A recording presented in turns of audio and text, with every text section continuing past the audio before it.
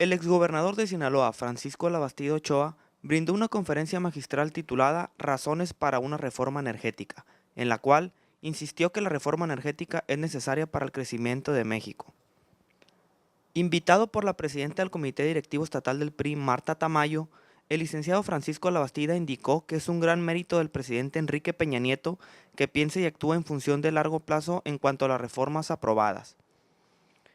En la conferencia estuvieron presentes Marta Tamayo, presidenta del PRI Sinaloa, Mario López Valdés, gobernador del estado, Gerardo Vargas Landeros, secretario de Gobierno, Jesús Valdés, secretario general del PRI, Aarón Rivas, secretario de Desarrollo Económico, Jesús Enrique Hernández, presidente de la Junta de Coordinación Política del Congreso del Estado, Francisco Frías Castro, secretario de Educación Pública y Cultura, sus hijos Francisco Labastida Gómez, coordinador de proyectos estratégicos, y Rocío Labastida Gómez, directora del Centro de Ciencias, así como presidentes municipales, regidores y diputados locales.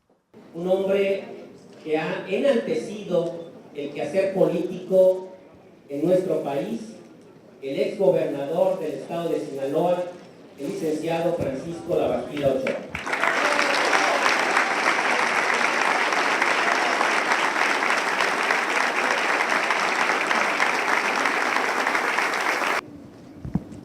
Quisiera iniciar mi exposición precisando algunos conceptos que me parece debemos tener presentes. El primero, la energía es vital, ha sido y es vital para el mundo y para todas las naciones. Ha sido y es la palanca que aceleró el cambio y el progreso del mundo, ha sido la palanca que le dio libertad al hombre. La especie humana nació hace unos 200.000 años. La sociedad humana se desarrolla hace unos 10.000 años. Pasan 9.800, 9.900 años. Y es hasta que se descubre la utilización del carbón de coque como energía para generar vapor y de ahí mover barcos, sacar agua, mover los ferrocarriles, que se inicia la revolución industrial, y eso es lo que le permite al mundo progresar aceleradamente en escasos 200 años, que en la vida de la historia de la humanidad son muy pocos. En México, después de la histórica y valiente decisión del presidente Cárdenas de expropiar los bienes de las industrias petroleras por no acatar las decisiones que la Suprema Corte de Justicia tomó sobre un conflicto laboral. No los bienes del subsuelo, porque esos fueron, son y seguirán siendo de la nación. En México esto era más importante, porque con los recursos provenientes del petróleo se financia más del 30% del gasto público, de la educación, de la salud, del ejército, de la construcción de infraestructura, de lo que le da vida a una nación. Porque a diferencia de los países árabes, en donde se repartieron la riqueza entre unos cuantos jeques y unas cuantas familias, lo que se llama la renta petrolera, la riqueza que viene del petróleo, sirve para atender las necesidades del pueblo mexicano. Y lo menciono porque no quisiera que nadie de ningún partido se confunda y piense que el PRI no tiene claro el alto valor estratégico que tiene la energía en el mundo y en México. Antes de la revolución industrial, el hambre recorría el mundo. Los hombres jalaban los arados, la ropa y la vivienda eran miserables. Hoy todavía en México, una parte de la población, aproximadamente una quinta parte, un 20%, está en condiciones de pobreza extrema. No tienen empleo formal. Y otra parte de la población, en 1% sobre todo, está en la opulencia. Esta situación yo creo que la leyó con toda claridad el presidente Enrique Peña Nieto y las reformas que está haciendo de fondo, incluyendo la reforma energética, son para cambiarle el rumbo al país y sentirnos más satisfechos y honrados de lo que México es.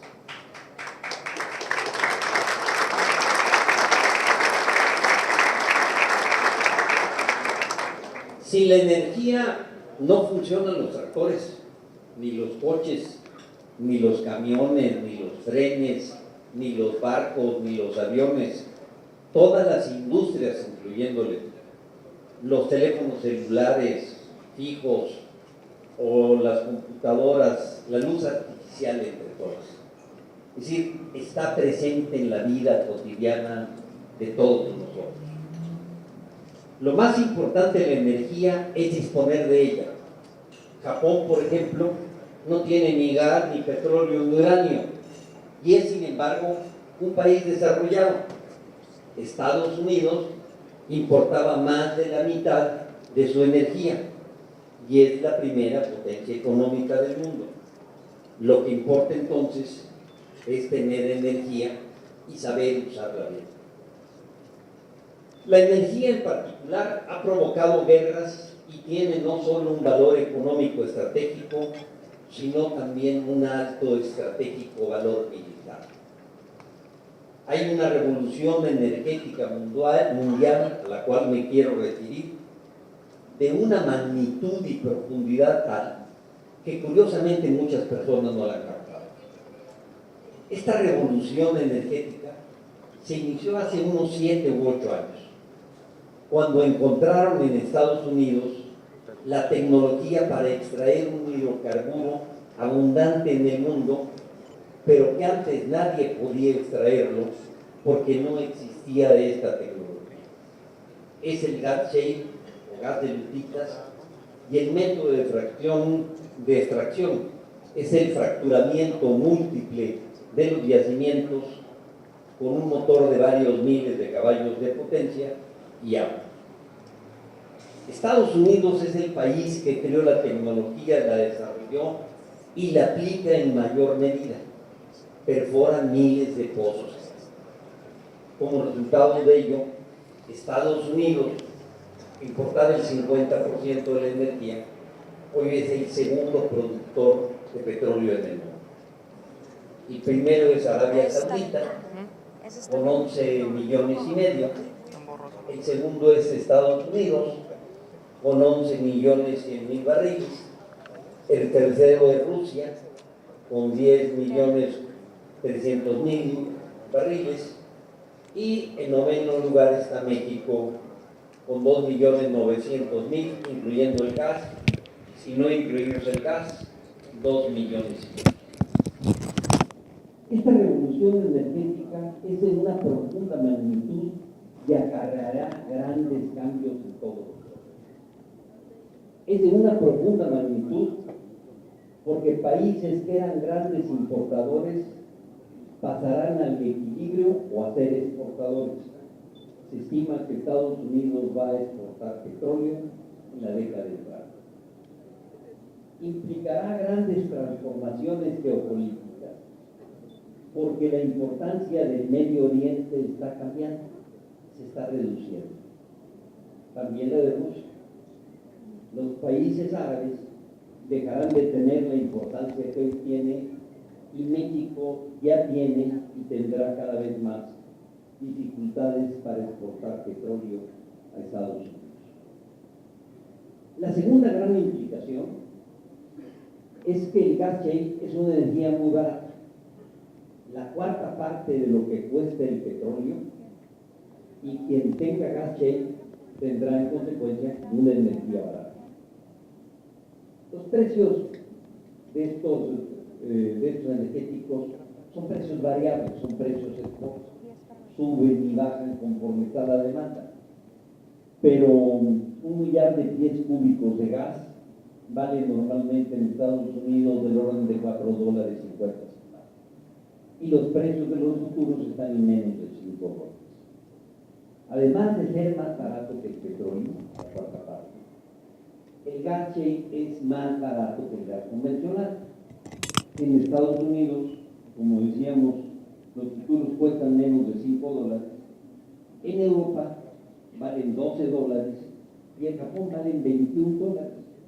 Ese es el tamaño de la diferencia, el 40% o la quinta parte en el caso de Japón. Esta energía barata impulsará la reindustrialización de Estados Unidos y puede jalar la industrialización de México si sabemos aprovechar la ventana de oportunidad.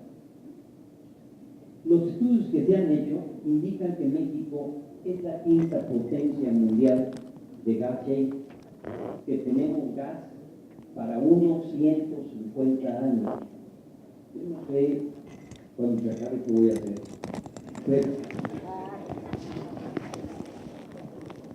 pero es más o menos amplio el término. En cambio, el gas convencional solo tenemos gas para unos 5 años. Los estudios también indican que México solo ha sacado el 20% del petróleo que está en su suelo, porque tenemos fuertes retrasos tecnológicos. Es decir, el 80% del petróleo que está en un yacimiento sigue estando ahí, no se ha tocado. No se puede sacar el 100%, pero los países desarrollados pueden sacar el 60 o el 65%, como lo hace Noruega. México tiene que tener objetivos muy claros con la reforma energética. En mi opinión, diría más bien porque algunos ya están plasmados en la Constitución. Primero, el petróleo es y debe seguir siendo de los mexicanos. Eso es lo que dice la Constitución con las reformas que el presidente Peña realizó.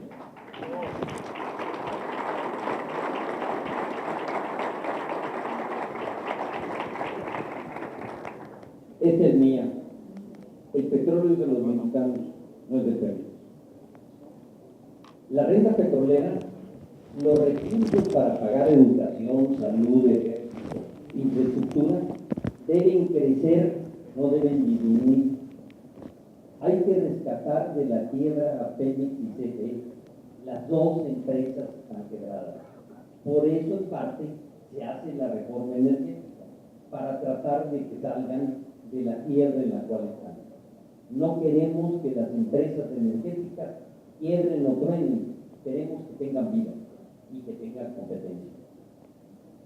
Tenemos que impulsar el crecimiento económico, la generación de empleo y la competitividad, y obviamente el mejor nivel de vida.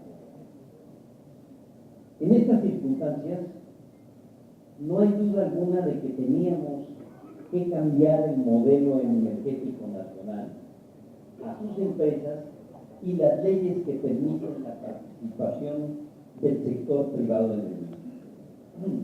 Porque a pesar de los grandes recursos hidrocarburos que tenemos en el subsuelo, cada vez estamos dependiendo más de las importaciones.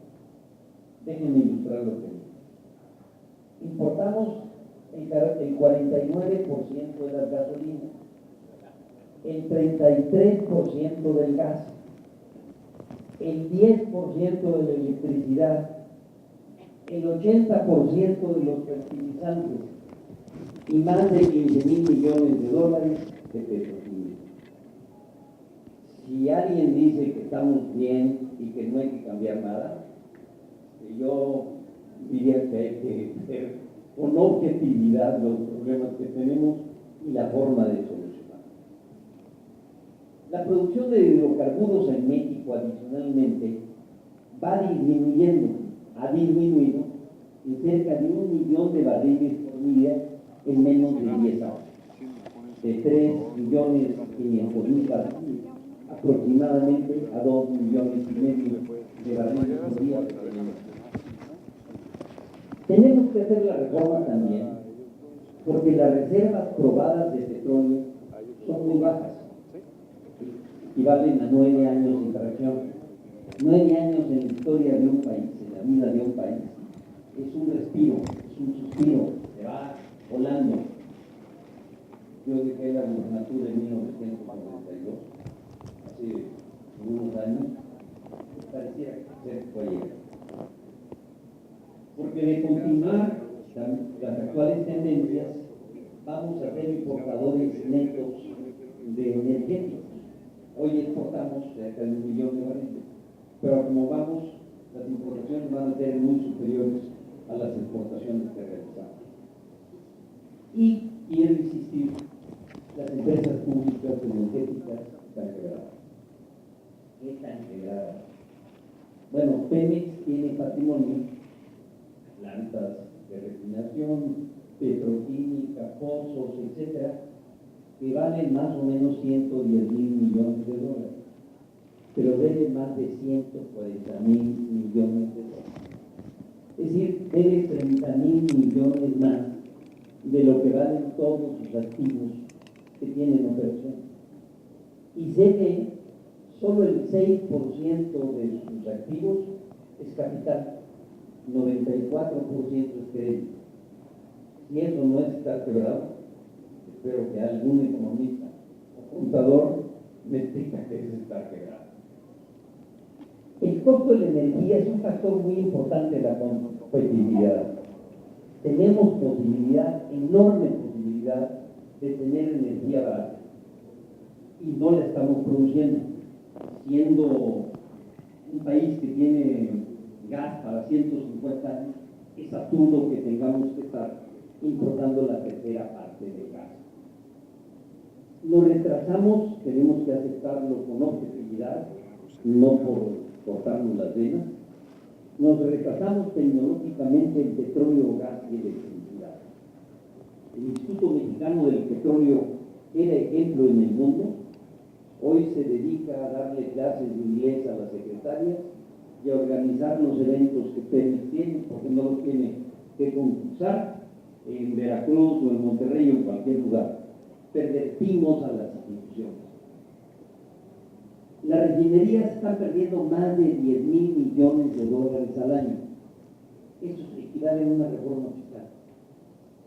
Y lo están perdiendo no por los precios de importación, sino por las ineficiencias con las cuales están trabajando. Trabajan siendo una industria de proceso, usualmente al 65% de su capacidad. La producción de gas barato en Canadá y en Estados Unidos está creciendo muy rápidamente y nuestra producción va disminuyendo a pesar de tener enormes recursos. Nuestro marco jurídico no nos ha permitido que la producción en México se acelere. Necesitamos muchos más empleos y mejor pagados. Y eso puede tener una contribución muy importante del sector energético. Yo creo que en Sinaloa se va a dar. Una razón adicional es que si CFE deja de consumir diésel y utiliza gas, se va a ahorrar más de 6 mil millones de dólares al año. De ahí surge la frase de que podemos tener energía más barata. Agrego que no es obviamente de la noche a la mañana, pero México tiene capacidad para producir mucho más de lo que estamos haciendo en petróleo y en gas y disminuir notablemente los costos de CFE y tenerla de números rojos casi quebrada, ser una empresa que sea competitiva. Por estas y otras razones, en mi opinión, el cambio es impostergable. Las modificaciones que se hicieron a la Constitución no entregan en propiedad los hidrocarburos a las empresas privadas, nacionales o extranjeras. Ni se vende Pemex, ni se vende CFE. El petróleo sigue siendo de los mexicanos y las empresas también. Quien se diga que es una traición a la patria lo que se está haciendo, no hace más que decir una mentira total y absoluta. Se ha debatido mucho hasta dónde se debería llegar a la reforma. El PAN propuso una reforma jurídica que permitiría que las empresas privadas incluyeran en sus balances las reservas de petróleo. A muchos mexicanos no les gusta, a mí entre ellos. ¿Por qué? Porque un bien no puede ser de dos instituciones simultáneamente. No puede ser de una empresa y no puede ser del país. O es de las empresas o es del país. La reforma permite que siga siendo de los mexicanos. El petróleo es un bien de alto valor estratégico, sin lugar a dudas, y la energía y la comida también, y nos va a permitir tener, entre otras cosas, la producción de fertilizantes en México y con ello elevar la producción de comida, y espero que con eso nos vaya mejor a los mexicanos.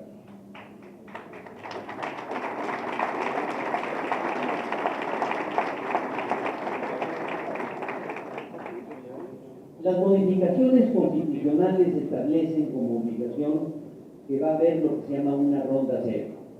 Es decir, Pemex seleccionó las regiones y los pozos que quieren seguir trabajando y deja a un lado los que no le resultan competitivos. Así lo hicieron los países, Brasil, así lo han hecho los países que manejan bien su industria petrolera, así lo está haciendo México. Estamos tomando los mejores ejemplos de lo que se hace en el mundo. Hay una diferencia de fondo. Se fortalece a la Comisión Nacional de Hidrocarburos y la Comisión Reguladora de Energía. Estos van a poder supervisar y tienen facultades en ley para supervisar y regir mejor a las dos grandes empresas. Esto que tiene la Secretaría de Energía no tenía instrumentos. Los políticos decimos no tiene dientes.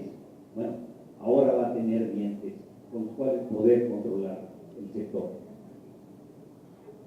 Los que defienden el status quo, la inmovilidad, actúan como si con ellos se defendiera la soberanía nacional y yo creo se olvidan de algunos hechos.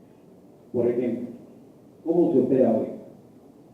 Pemex contrata con empresas privadas, 70% de ellas son extranjeras, la realización de trabajos petroleros o renta equipos para hacer los trabajos.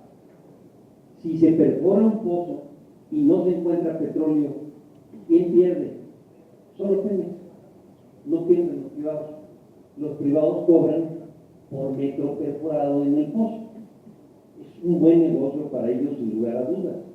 No en balde, somos el primer cliente de Halliburton, Schlumberger y las principales empresas petroleras del mundo. El primero. Quienes defienden el status quo, con todo respeto, están defendiendo también la forma de contratación que beneficia a las grandes empresas extranjeras o empresas nacionales también como Oceanografía. Y esto lo tenemos que detener. México tiene que cambiar.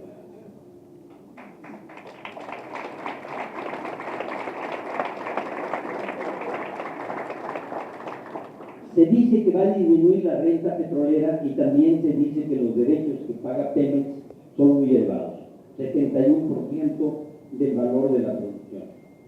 Las dos afirmaciones son ciertas, pero en corto plazo. Es de lógica elemental.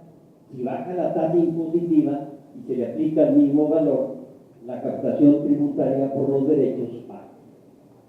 Pero de lo que se olvidan es que la reforma va a permitir que se produzca mucho más. Déjenme contarles una anécdota. Hay un yacimiento que se llama Cinco Presidentes, en los linderos entre Veracruz y Tabasco. Se detectó hace 40 o 50 años, se encontró con los métodos que existían entonces, se ponía una bombillita, un trapito de dinamita, se hacía estallar, se aplicaba una especie de sonda y encontraron un manto donde había petróleo. Volvieron a hacer hace unos meses un estudio de la misma región y se encontraron que en lugar de uno hay 28.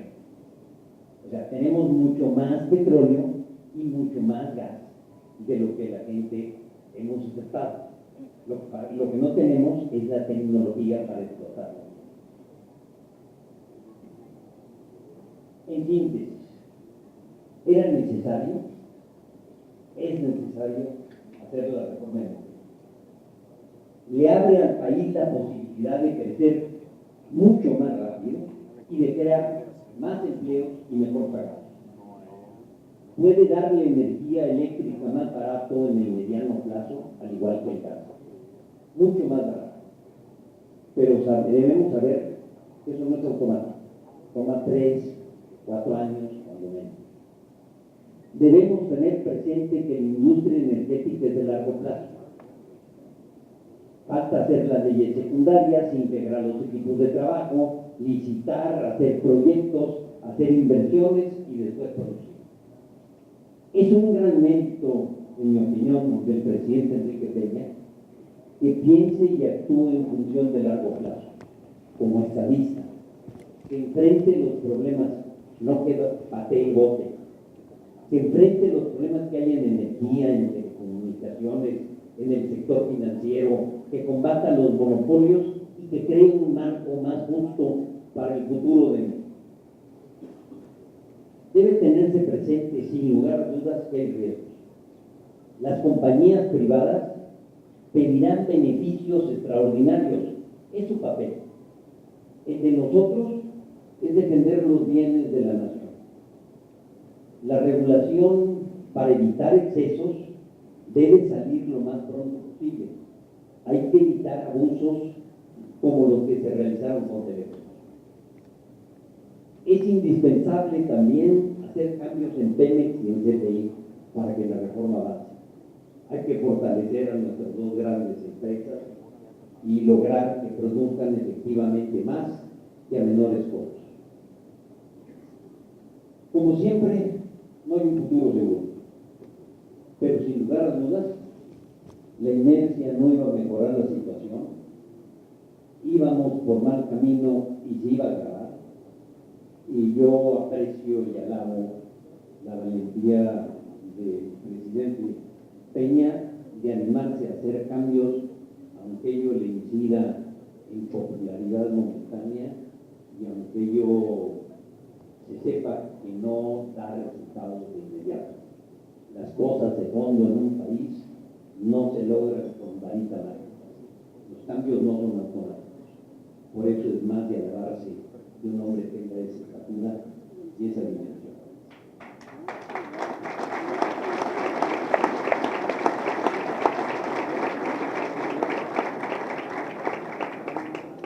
Por último, la lista de deseos de Santa Claus.